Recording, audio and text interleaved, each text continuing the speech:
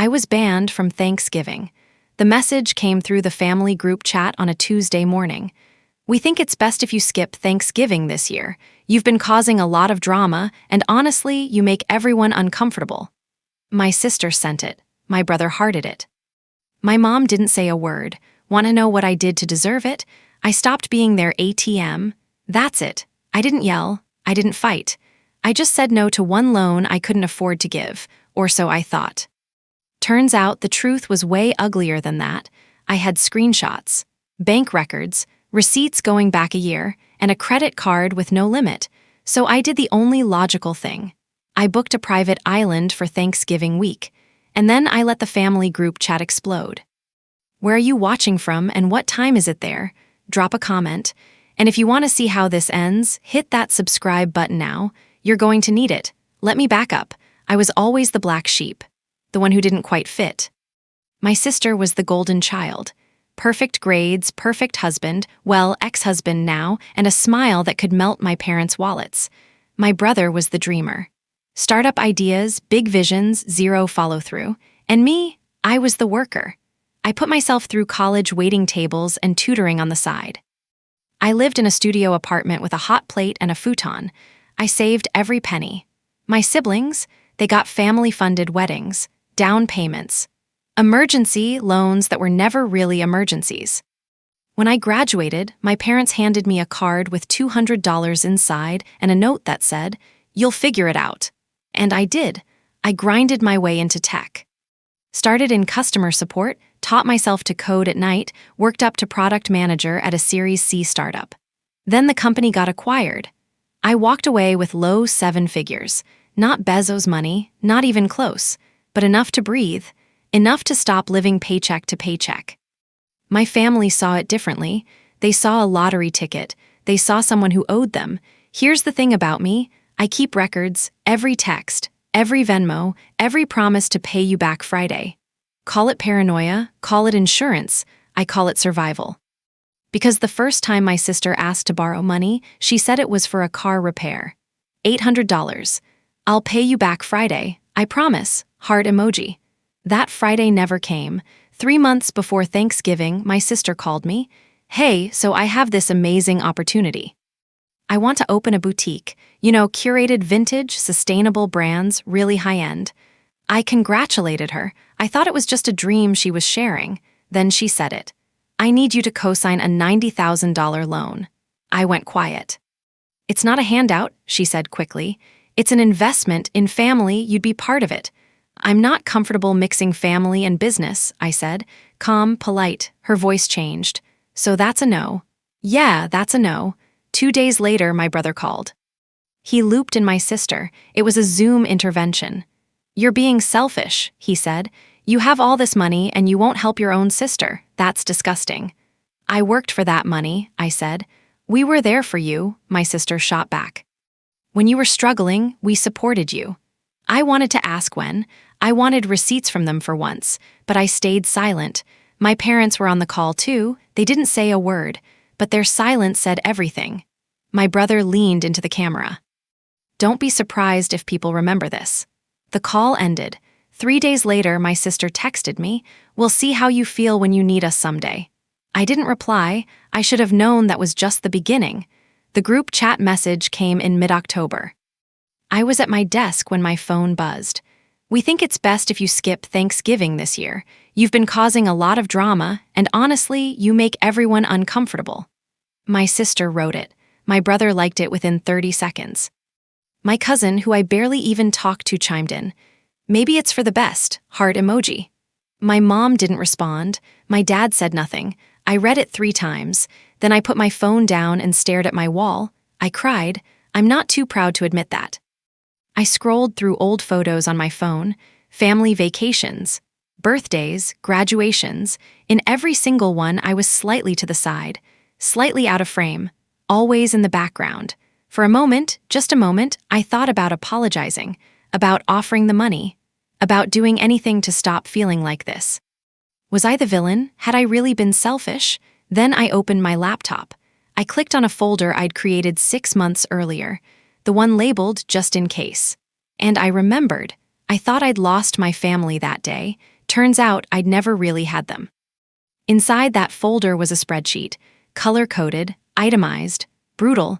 Every single time my family had asked me for money since my exit, my sister, 8 requests.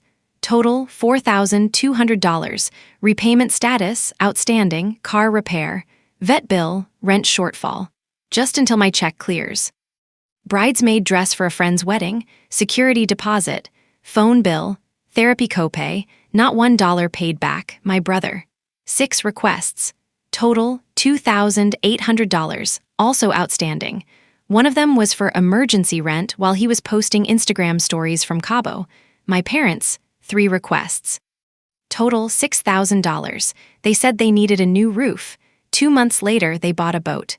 My cousin, the one with the heart emoji, $1,500 for medical bills. Then she unboxed a Peloton on TikTok. Grand total, $14,500 in 12 months. 0 thank yous after the first ask. 0 repayments. 0 accountability. I wasn't their family. I was their ATM. No, I was their mark. I saved the spreadsheet to my desktop. Then I kept digging. And that's when I found the other thread, the one I wasn't supposed to see. After the group chat ban, my sister went public. She posted a long Facebook rant. No names, but everyone knew. It's heartbreaking when someone you love chooses money over family, when they abandon the people who were there for them. I'm praying for them. My brother shared it. Tagged half the family, 47 reactions, mostly from relatives I hadn't spoken to in years. My aunt called me. "Your mother is heartbroken. How can you be so cruel?" I didn't even know what I was supposed to have done. My cousin started a whisper campaign. Told people I was flaunting my wealth and too good for the family now. I drive a 10-year-old Honda. I live in the same studio I've had for 5 years. But the narrative was set. I was the villain. My phone blew up. Messages from people I barely knew. "Just wanted to check in. We heard you're going through something." Translation, "Give us the gossip." Then my sister sent a message through my mom. "Your parents are very disappointed. They raised you better than this." My parents couldn't even say it to me directly. I had 3 weeks until Thanksgiving. 3 weeks while they painted me as the monster. I could have defended myself. I could have posted my own receipts, gone nuclear. But I had a better idea. One that didn't require me to say a single word. My best friend texted me one night. "You're not gonna believe this." She'd been accidentally added to a different family group chat, the inner circle, the one I wasn't in. She screenshotted the whole thing and sent it to me. I opened the images. My hands were shaking. The thread went back 6 months.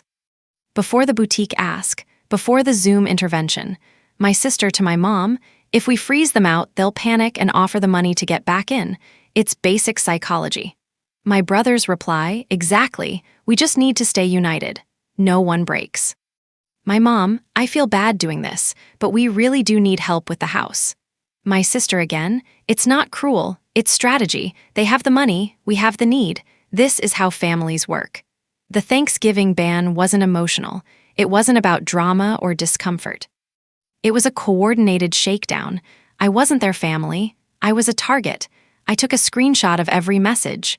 I saved them in 3 places. Then I opened a new browser tab. I didn't feel angry. I didn't feel hurt. I felt cold. Clean, certain. I knew exactly what I was going to do. I spent one night doing research. Quiet, methodical digging, public records, LinkedIn, Venmo transaction histories. My brother's was public. The picture came together fast. My sister wasn't opening a boutique. She was drowning. $60,000 in credit card debt. All from the divorce. She'd been making minimum payments for 2 years. My brother's last startup had crashed. He was 4 months behind on child support. His Venmo showed payments to debt collectors and something labeled Support Catch-Up Legal.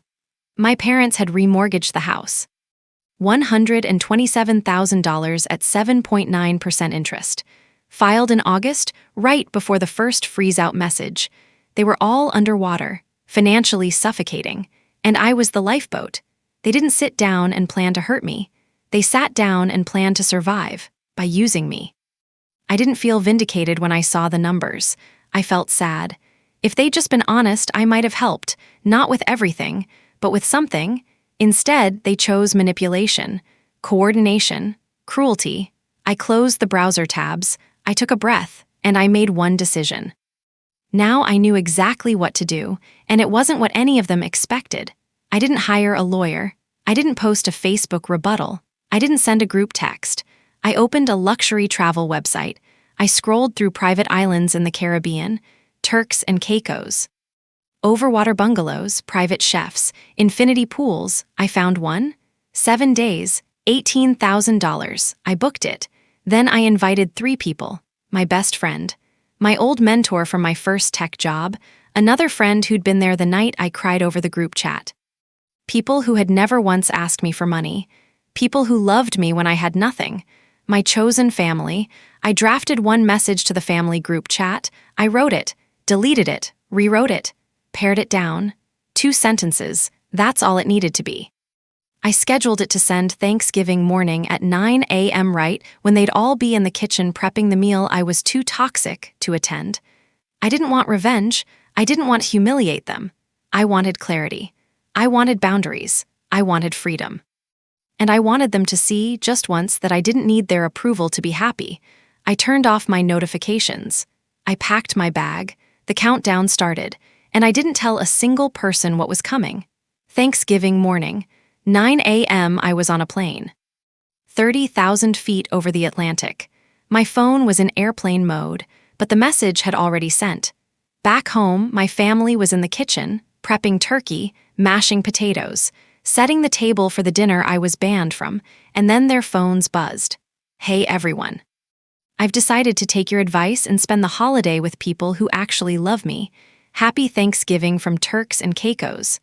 I'd attached one photo, the overwater bungalow, crystal blue water, sun deck, a drink with an umbrella in it.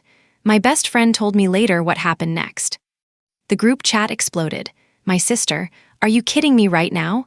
My brother, this is a slap in the face, we're your family. My mom, this is very hurtful, I don't understand why you're doing this. My cousin, wow, just wow.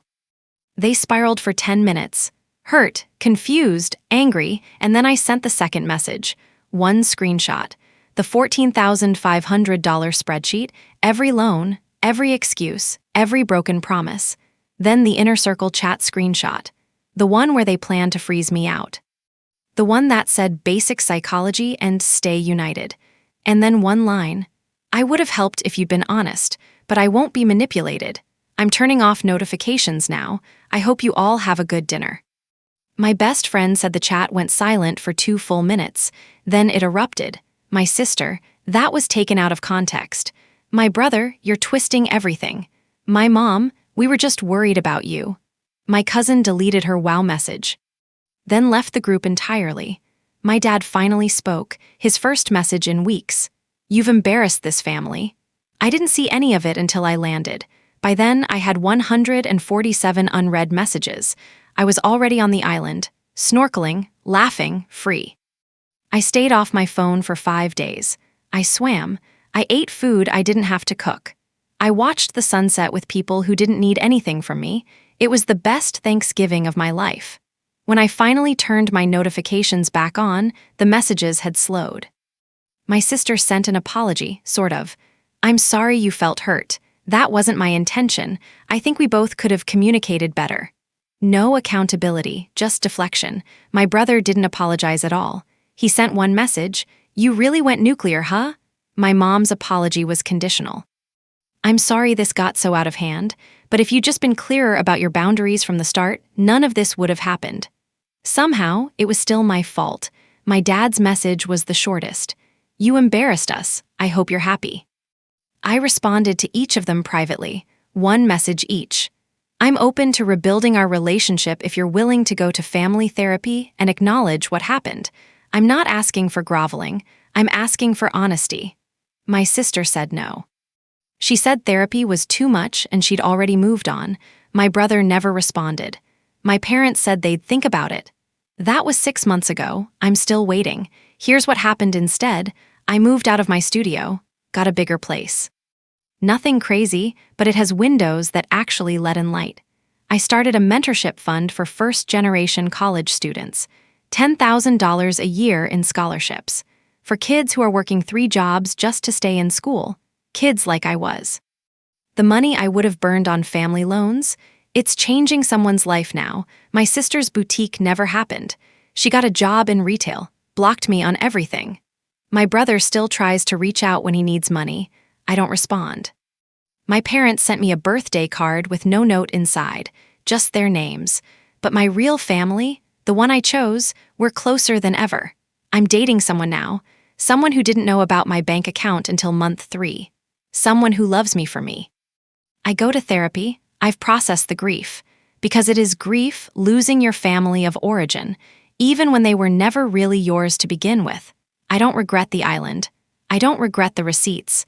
I don't regret the boundaries, because here's what I learned. Family isn't about blood. It's about respect. It's about honesty. It's about showing up when it's hard, not just when it's convenient. And you don't owe your peace to people who weaponize your love. Boundaries aren't cruel. Silence isn't weakness. And sometimes, the most powerful thing you can do is walk away.